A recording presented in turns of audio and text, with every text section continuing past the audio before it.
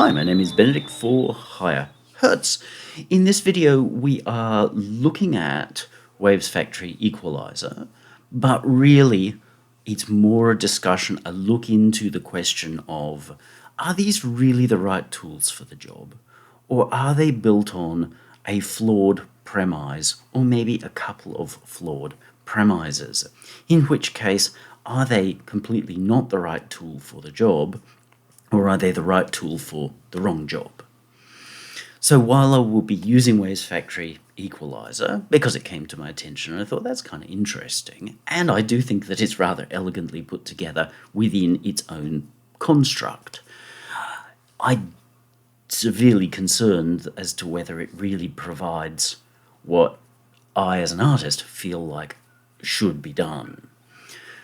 Alrighty, so we'll work in a couple of sections. We'll start by looking at, well, what is the real discussion about? We will do an A/B and a look at the product as such, what it does, how it does it. Because as I say, I think it's rather clever, and there are some positives about it.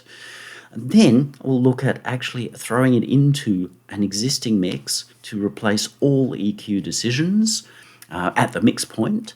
Not sort of tonal sort of setup for instruments, but at the mix point, or every decision I made, we will replace it with this and see if it can outdo me. That's really the acid test per se. Alrighty, stage one. Not exactly a review. The question is this kind of tool, the AI tool, what have you, really suited to the task? To understand suited to the task, we need to understand what the task is. To me, the task is making art. Let's look at something simple. The Beatles, I Want to Hold Your Hand. It's easy to suggest that that's silly and throwaway, and to an extent it is. It's not exactly Da Vinci or Dali or whoever. But at the same time, it is art because it expresses something about the human spirit. It looks into that need for connection. And as such, it makes it a very human experience, not only to have been made, to have been presented, for John Paul and whoever to be saying, I want to feel connected to somebody. And for the listener to be able to resonate with that, yeah, I too want to be connected with somebody. And to feel that they can at least, metaphorically reach out a hand and hold Mr. McCartney's hand, or Mr. Lennon's hand, or whoever's hand they feel like holding at that point, is, I think, art and the power of art. Whereas these tools, they are about a machine making decisions for us. Human art, or any sentient art, it's just we don't have access to any other sentient creatures that, on the level at which we can have that kind of dialogue with them. A machine has no understanding. Yeah, you can ask Bing, what does I want to hold your hand mean? And maybe it's going to, I haven't done it, but maybe it's going to give us pictures of people holding hands, but there's no way that it can really explain why it's important to us. So can machines actually make art? Can they set a scene and tell a story? Or can they only peddle out more of the same? Now, if we look at those photos or pictures that have been made by AI, we see they kind of can't, because they'll have hands with 17 fingers. Not for any greater purpose, not to express something about life, but merely because the computer's too stupid to realize that a hand shouldn't have 17 fingers. So the art is irrelevant. It's not art. It's, well, to me, an abomination. So that's the premise that underlies all of the discussion. I'm aware of other points of view and will consider them, but I can't work with them because none of them seem to make sense, to me at least. So how does it work? Yes, we are using a demo, and at times it will talk to us. Here we're going to look at the product a little bit directly and A/B. So we have a raw sound, which with a little bit of help from Hertz delay is giving us a kind of Jupiter 80 kind of string. And to make things all equal, I have some high quality playing here, which we'll go over and over. Here's the raw sound. Here's Wavesfactory EQ making it better for me.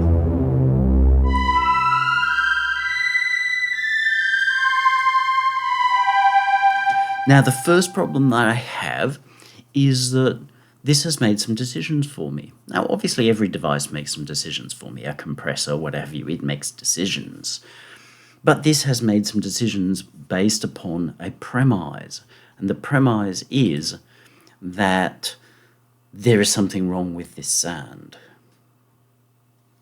Did I say there was anything wrong with that sound? If anything, I indicated there were some cool things about that sound. I used the Jupiter 8 word. But it's assumed there are some things wrong with the sound and set out to fix it. Okay, we could say, oh yeah, this sound's a little gluggy. But what if I wanted that sound to be gluggy? It's made some decisions. It's gone and scooped the mids, boosted the low lows, and pretty aggressively boost from the mids up into the highs. I mean, that's 8 to 10 dB of boost on the high highs. And it's just done that arbitrarily. Okay, yes, there's a way for me to change that, but we won't go too far into that for the moment.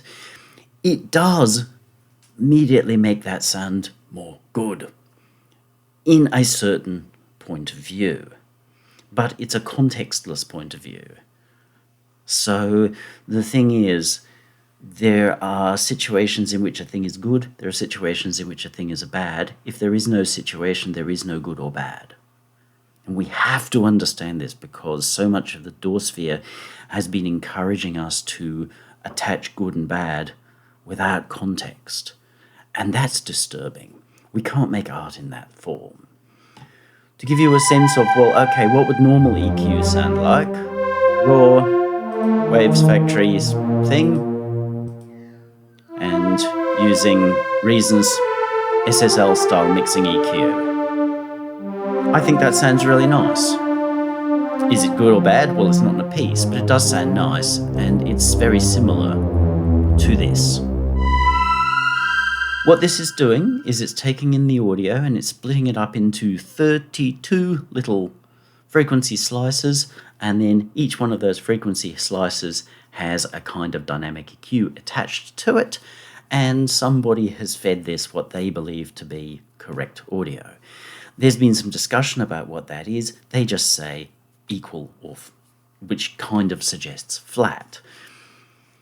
Obviously, I don't think it is making it flat, but it is aiming to achieve an outcome that somebody has told this. I can't actually seem to be able to tell this what I want it to sound like.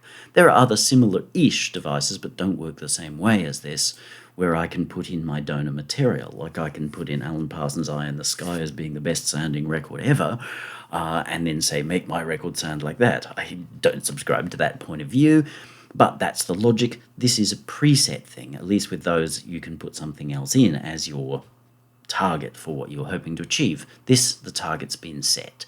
Is it a good target? Well, again, it's irrelevant, but we can feel that it's a good target because when we A/B in every situation, we're likely to go, oh, but that sounds better. But it's an answer without a question. It's very clever because we have these 32 dynamic EQs, which are moving all the time. One of the reasons this does sound more vibrant is because these are dancing around all the time. I made a video recently about that, about creating little bits of movement to make a sound suddenly really sparkle so much more. That's one of the things that this is doing. And yeah, it's cool in the way that it does that. There can be some artifacts because we've got a compressor working here, and there can be some artifacts. If we pump up the...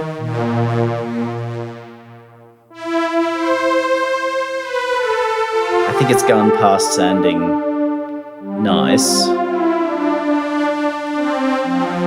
to bad, but some people will feel like, okay, that's a good thing.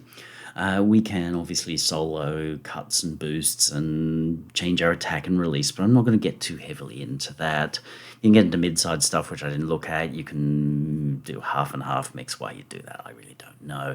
And then tilt, so we can change the balance of what's coming out of this to make it more unpleasant sounding in the screechy arena. And it's got some sort of auto level arting. That's enough to know what it's doing. So it's quite literally going, well, whatever there's plenty of, we'll cut off. Whatever you're lacking, will pile up. So when the sound is being played high, it doesn't boost as many highs, so we don't get, in theory, too screechy. It moves its mids up a bit, boosts a lot of low end, which is missing. When we go really low... Wavesfactory Equalizer demo. Yes, thank you. Then it cuts out a lot of low, which people call murk, as though it's bad, and a lot of treble boosts, so it will pull through. Okay, fair enough. I see the logic in it. But it's a logic without a particular purpose. But it's clever.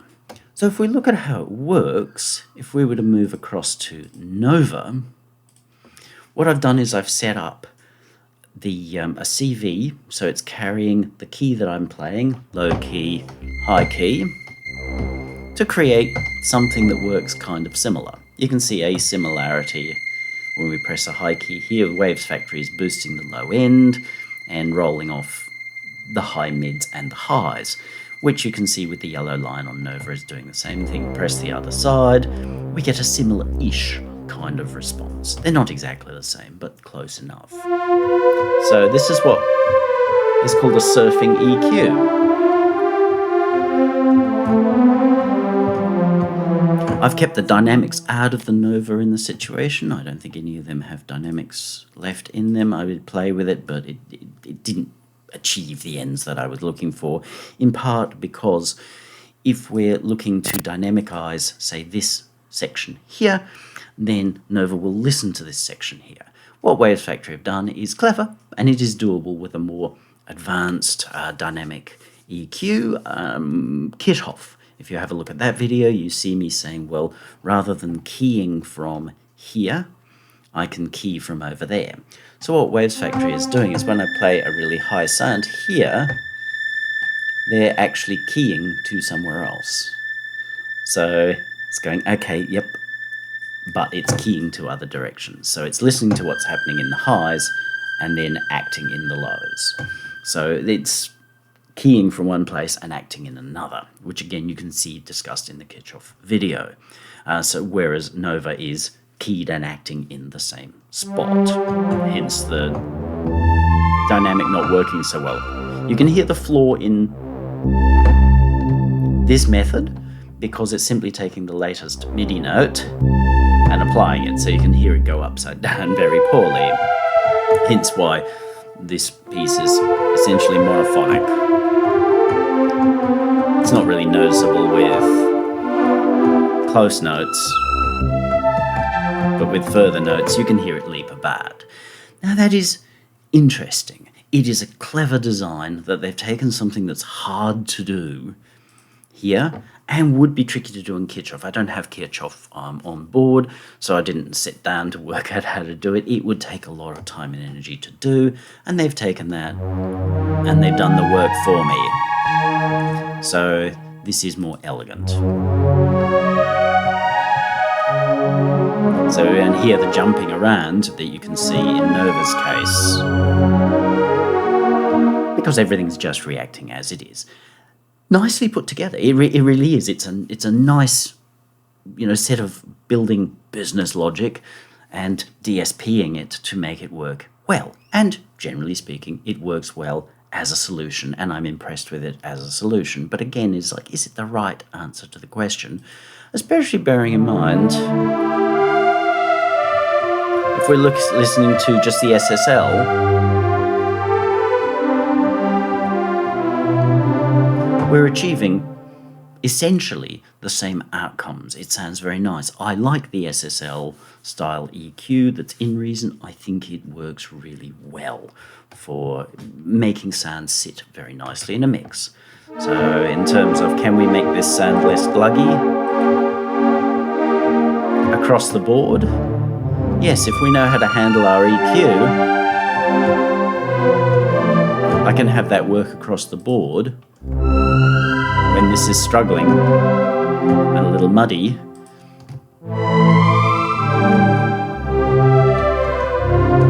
That's achieving a very similar sort of result, but there is that little bit of movement. So there are some cool things about it in that sense.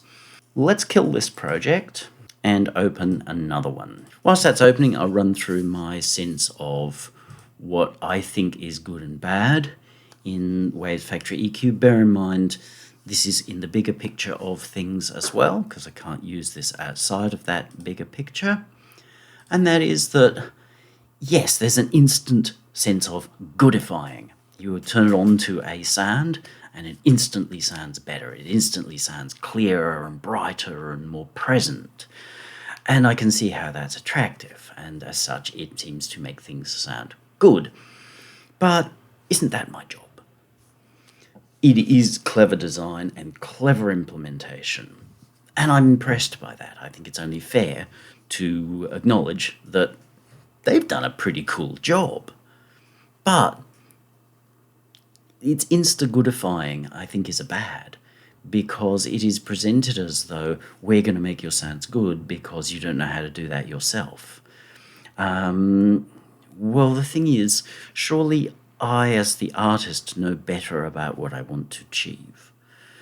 And I know at this point there'll be people going, oh, but I'm not as good a mix engineer as you, so I need something to help me get to be as good as you. Well, you know what? There's a wonderful solution for having access to somebody as good as me. That's called hiring me. And if you go, oh, but I can't, it's like, well, have a look into the psychology of the I can't before you go using something that can't. It's not like this machine can understand why your song is the way it is. It's got no ability to comprehend why the Beatles want to hold somebody's hand. So would you hire a doctor who didn't understand why you might not want to have brain cancer, or why you might not want to have a disfigurement on your face after he's operated from you? Is that the doctor you'd want to hire? I'm assuming you'd want to hire the most engaged human being you could get. Because if you hired somebody who was not engaged and not human and didn't care if your face ended up messed up after your brain surgery, are you going to get the results that you look for?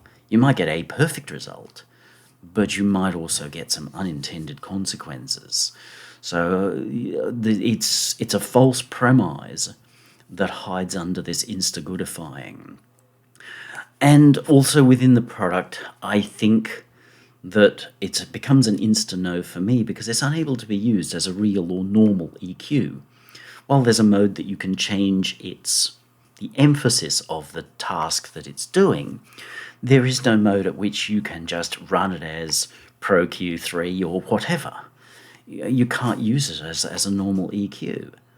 So I'm like, not only are you telling me that it won't function in the way, like you won't let me do my job, you're telling me that you can do my job better. So it's, rather than 2 thumbs up from me, it's 2 middle fingers up from me on that. And I know that's an emotive response, but at the same time, remember the core thing under this is, will this help us to make our art better? No, it actually won't. Now let's test this a lot more. Here is a piece that I created earlier.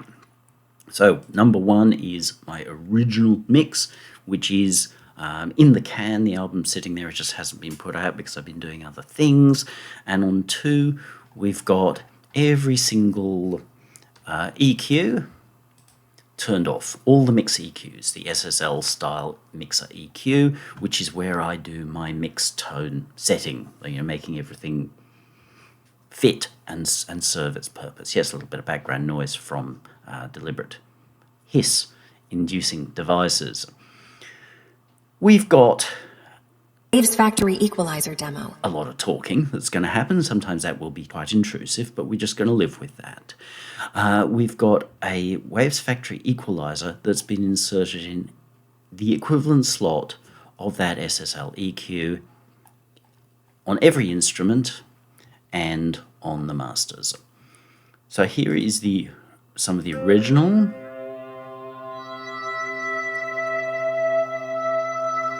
Yes, it's my style of music.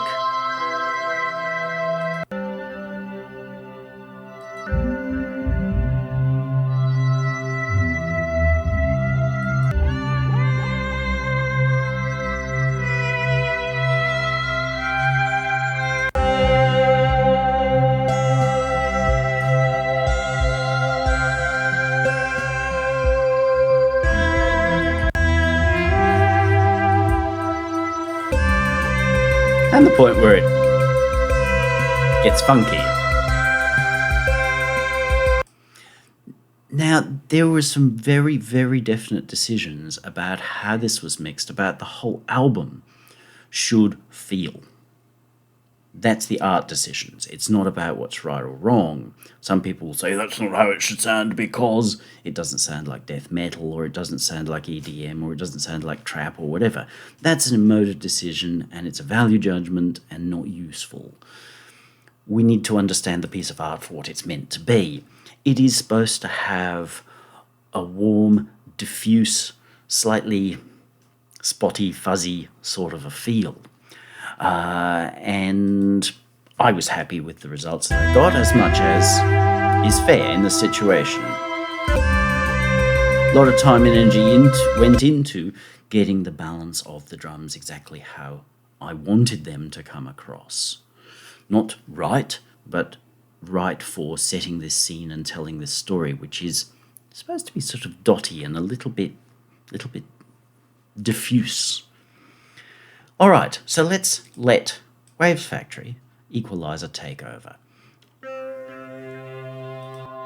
Original Wavesfactory. Okay, instantly we can say, wow, that's brighter and clearer. Clearer, it's better than Youth Benedict.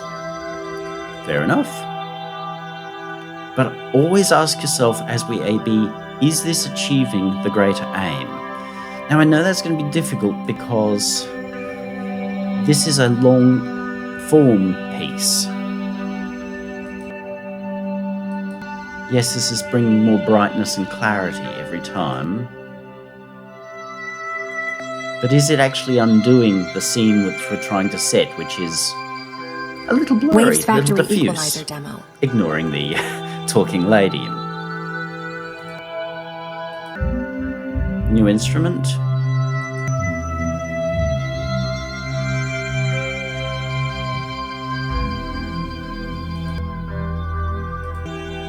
Again, it's clearer.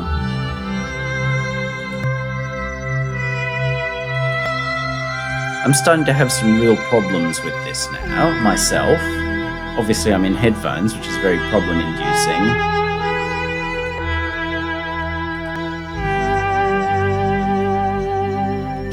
What I'm struggling with by now is the fact that everything is too bright and too forward, and then it's becoming quite scratchy. Now, these are pretty brutal sorts of headphones. They are kind of disturbingly flat. So now we've got some drum come in.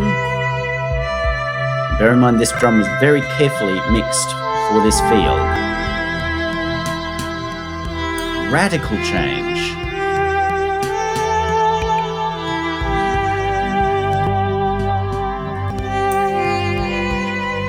Again, it's very bright, it's very brittle, and all the warmth and the whoomp thump of that drum is gone. And I worked very hard to make sure it was there.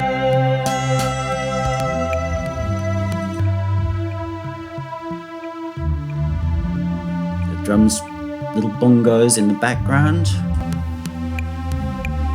The bongos are now in front of everything else. Why? Okay, if you're obsessed with hearing Korg drum machines from the 70s, that's probably the best decision ever. But bearing in mind this is supposed to be setting a scene and telling a story, thank you, ma'am, then it's a radical reinvention of the mix.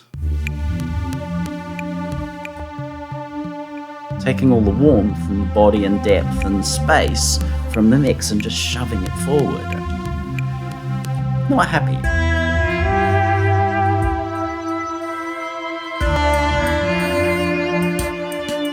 Again, the drums are in front of everything else. So something that's supposed to be just like a quiet motor in the background is now dominating.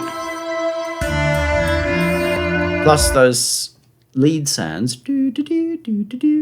are very grating and aggressive in here. So I can't say that I'm feeling like this is improving this for me in any way. Yes, there is that sense of forward and clarity, but it was never meant to have that, so it's making a false decision for me. And get into the funky bit.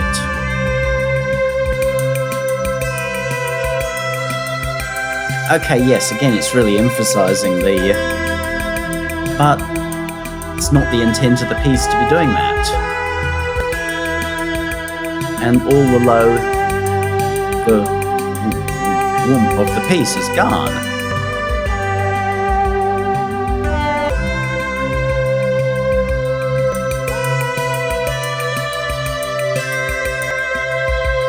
So my opinion on it has to be, why would I use this? Because I set out with a very definite aim in mind for how this piece was going to create a scene, move through it, and how the sounds were going to relate to each other within that. And the bot has come along and balked it. It's given a completely different result. And obviously, that's not really making me happy at all. So the Wavesfactory EQ has given me something that I find hard, characterless. I worked hard to put character into there before, into the original mix, and it's stripped it. Yes, plenty of people are going to, but it's technically better, but music's not about technicality, nor is art of any kind about technicality. If it's commercial art, yeah, fair enough. We don't want our car to have character. We want it to not fall over. We want it to actually start every day, and if it's too characterful, it doesn't start. It's called a Lamborghini. But you can't have both. So seeing I'm chasing character rather than some pointless technical perfection, which is making it irrelevant, because something that's technically perfect has no character, Toyota, then it's failed at its fundamental task. Now, some people will say, well, look, that's just not fair, because you're assuming that this is going to do things for you. And I'm going to say, yeah, that's exactly my reasoning here, because that's the impression that's given through so many of these products, that it'll solve the wrongness of my sounds. Why were my sounds wrong in the first place? And if they were wrong, what made them wrong? It's the equivalent of saying that black people or Jew people or female people or male people or homosexual people are wrong because... we know that those are unsupportable arguments. So to say that my sounds here are wrong because has to be equally an unsupportable argument, and yet so many people want to continue to make that argument. And maybe this wasn't a fair test because, well, this is only looking to make my sounds, put my sounds in the platform of being unwrong, and that we need to then make our creative decisions after. Well, I would say that to need that would mean that you probably need to go hire somebody who knows what they're doing in the first place, because either why would you be putting wrong sounds in the first place, in which case you need to up your own skills or hire in somebody who is skilled. You know, if I wanted to do amazing drumming, I'm not the first person I'm going to be looking at to do said drumming. Who's the first person I'm going to be looking at to do said drumming? Hey, Bill Bruford, are you available? Yeah. Okay, Bill probably isn't drumming these days. Last I knew he wasn't. And if Bill was drumming, then it's entirely possible that his bill would be like, oh my. But nonetheless, I'm going to pick Bill Bruford as number one man I want to drum on my track because he's amazing. When he does the job the way that it's meant to be done, and part of the reason why he doesn't drum these days, from my understanding, is that he puts so much humanity into it, so much good movement. So simply dialing in Easy Drummer and saying, go do it for me, is not going to make an amazing piece of music. So let's look at taking just this little section, we'll loop this section, and I will bring back in my EQ decisions on top of the Wavesfactory. We'll start by actually getting rid of the one on the masters. So we've got this, bringing in the Wavesfactory one.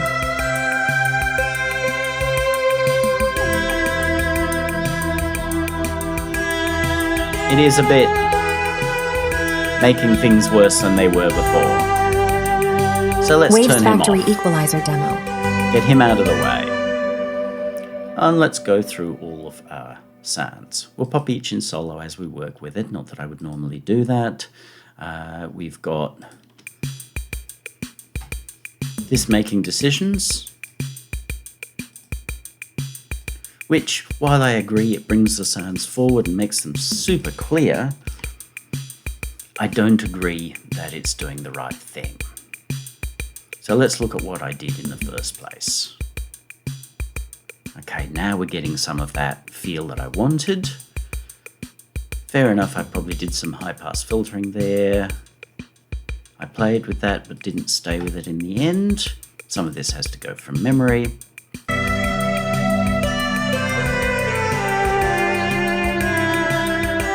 So flat and pasty to now improved, fair enough. Wavesfactory Equalizer demo. I mean, the fact that I called this huge bass alone probably should tell us something. And what was Wavesfactory doing with this?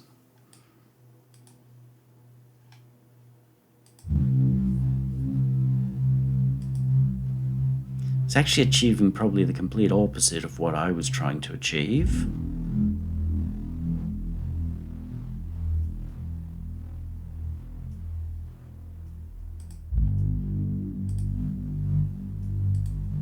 Again, we might take out some of that. I can't remember whether that was in or not. We'll give it benefit of the doubt.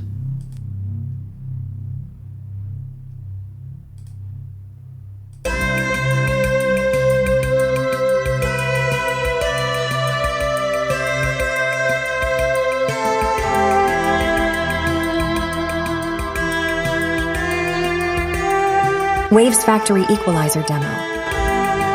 I forgot to solo this one. So drums and bass and a bass.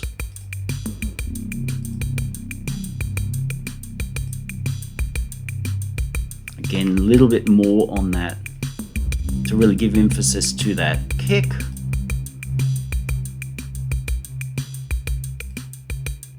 So flat and pasty, helping resolve some of that. But a very different sound from what they've got, but they've said this is better, so I can make good creative decisions based on what they've done if we're using a second round of Logic. Okay, I'm not with them, but... So this digital pad...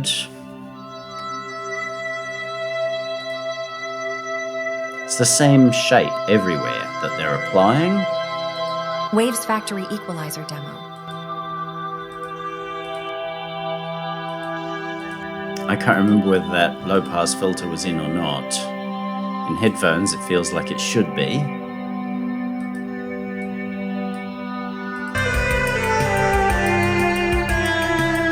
But I can't remember, so I'm going to assume it was this.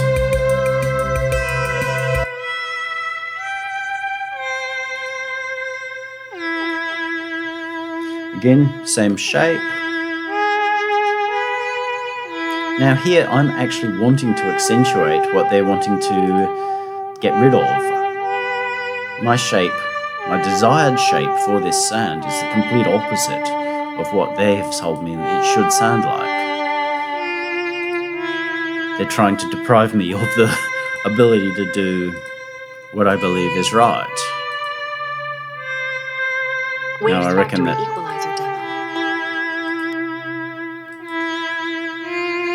I think that was probably what was in.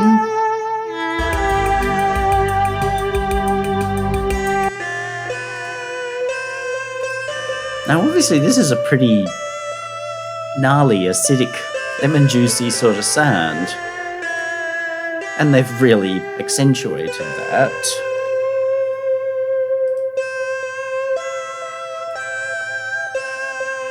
Again, I've boosted some of what they're trying to cut away. Cut off that low end, which is part of what they're trying to boost. And taken off this end, which they're aggressively boosting. Because, well, it sounds pretty brittle, but it's meant to be. It's meant to be cutting. So that's how I envisage this sound in the demo. And they tell me it should sound like this. Okay, you got that right. So the next sound was the big string.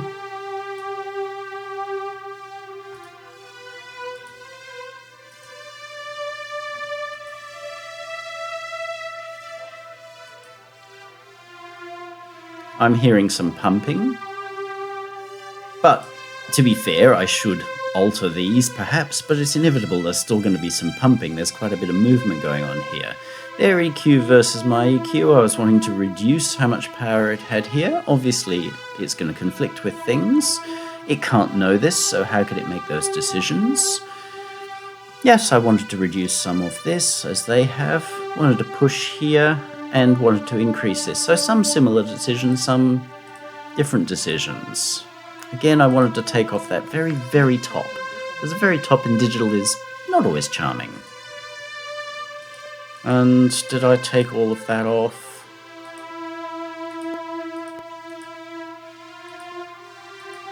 I think I probably did.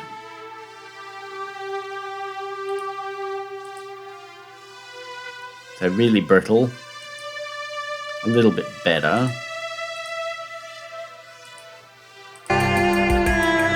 So now that's everything.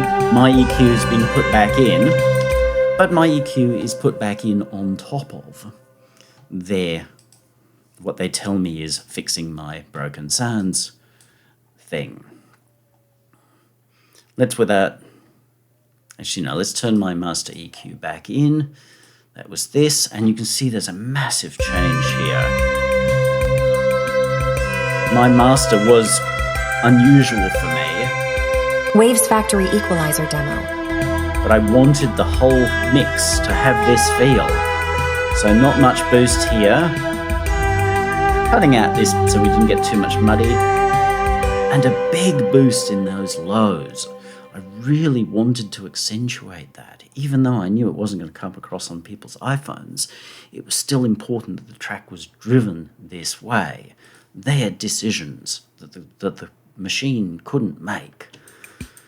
So now, if we compare my original mix and master,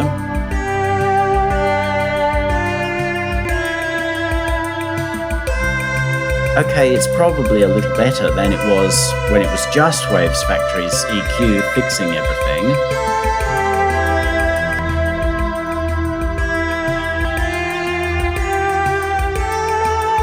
But it's still very hard and brittle and forward and aggressive. Wavesfactory Equalizer.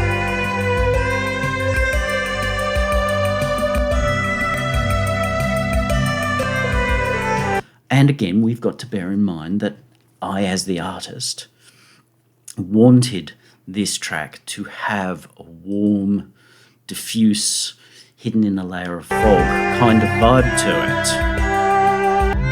And that these sounds should be a little abrasive, a little aggressive. They should stand out in this fog.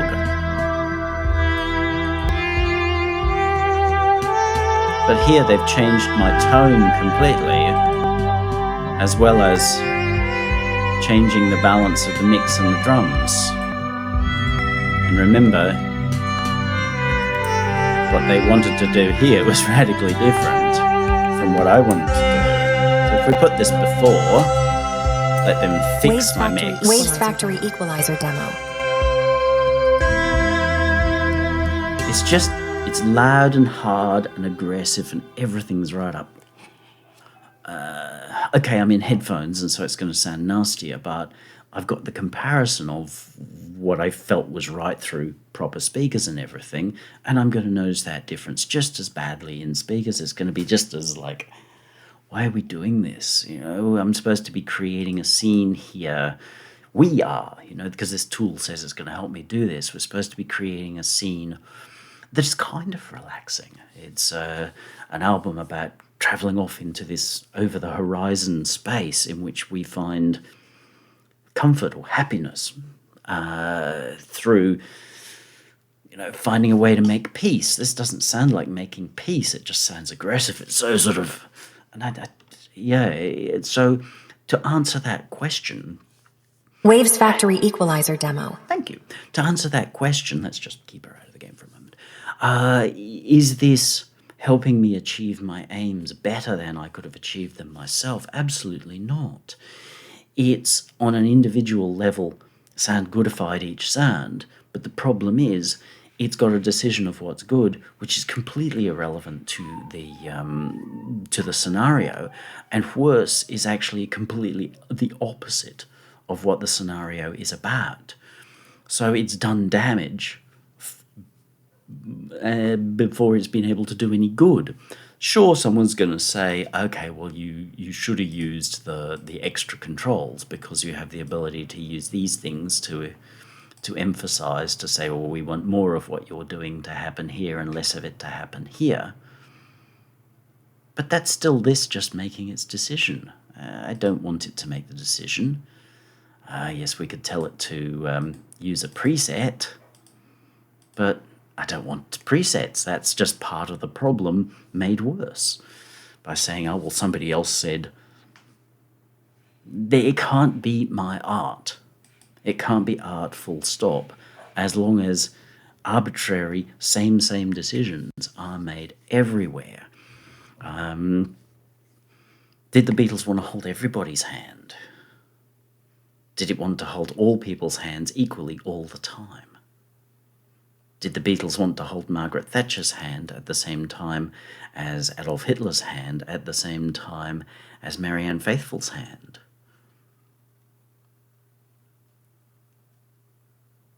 I have some serious questions on that. If we want to be all woke, then we'd give some weird-ass answer. But no, I doubt that that was true. I should imagine there was a preference in there. Personal preference is personal preference, so I'm not being judgy at all about that.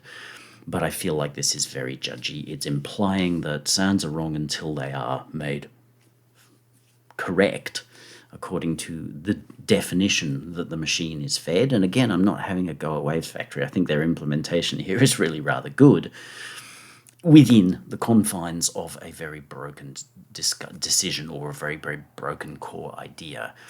So I think the false premise merely leads to a false result. Yes, we can say that this sounds better when we move across to their fixed thing, simply because it's aggressive and forward. But we've lost the understanding that this is supposed to be the complete opposite of aggressive and forward. I even mastered these back a little bit. You can see from the EQ, with the kind of EQ that I would normally be like, no, don't do that. But this was very deliberately done this way to get the result that I wanted. And of course, any kind of bot, let's make the decision for you, can't make that decision because it has no idea. All it can do is wave its finger and say, no, you're wrong, here, let me fix that for you. But fix it to what? Okay, fair enough, if you come to me as a client, my job is to impart vision to it. My job is in part to imply my vision, because that's, you've hired me. If you wanted somebody else's vision, you'd go hire them. If you want the vision of Mutt Lange, you should go hire Mutt Lange.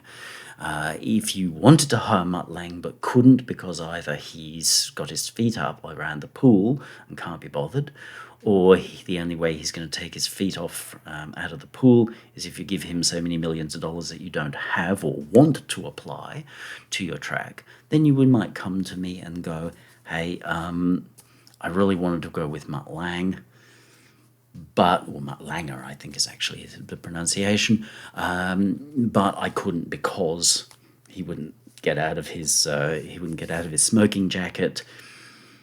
Here is what I'm trying to achieve. That's one thing, but merely working on the massively flawed assumption is that, oh, well, you're a mix engineer, you should make it perfect like every other thing. That's a really flawed idea, because what's your piece about? What's your song about? I Want to Hold Your Hand really does need a different mix from Kill 'Em All. Kill 'Em All might benefit from this process of being forward and aggressive, but I Will Love You Always needs a different mix. It's a different scene. It's a different story. Do you want a funk? Do you want a funk?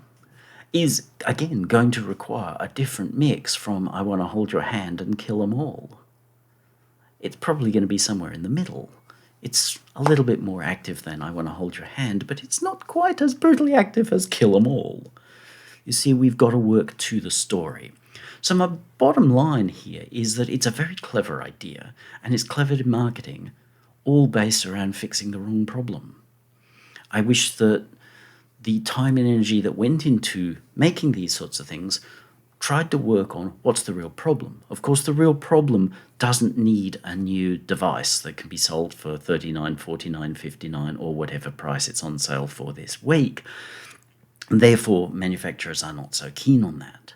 But at the same time, there is a massive space for manufacturers to be asking the question, and this relates to the Clevgrand Svet video, is how can we help people achieve the right results? And this is not actually helping people achieve the right results, it's helping people achieve the wrong results, whilst deluding themselves into feeling that they're getting the right results.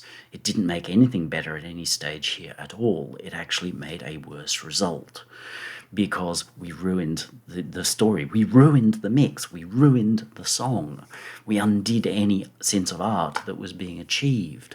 And the art is the reason why somebody is going to choose my song over somebody else's, because, oh, that's different, oh, that's unique, oh, that's speaking to me in some way, oh, I can relate to that fuzzy feeling of going over the horizon and maybe finding whatever it is that they relate to and they think that it's coming out of my art. So, yeah, the problem that we need to be solving is dealing with the fear, dealing with the reason why people won't actually hire somebody who can do the job right.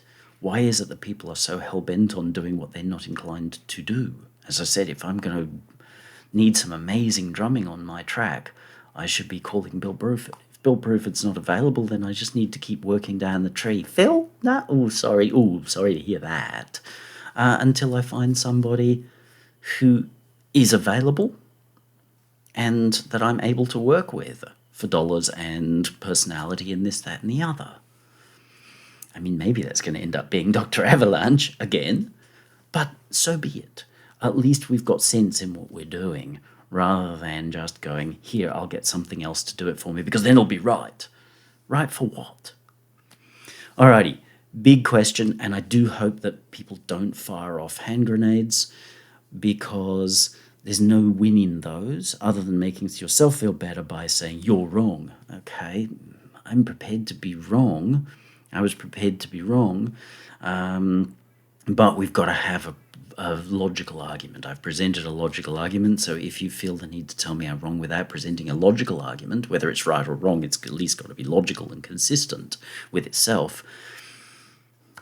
We're only going to delete it, because there's no point in what you say. There's only hate, and hate is not going to get any of us anywhere. Alrighty, my name is Benedict for Higher Hertz. If you do have something valid and useful to say it on down below. Happy to engage with anything that is valid discussion. Otherwise, get out there. If you're interested to try the device, it definitely is, as I say, is a very clever idea and cleverly implemented within the premise of the idea. It's just the outcome, I think, is the complete opposite of what making music, mixing music should be about. See how you feel.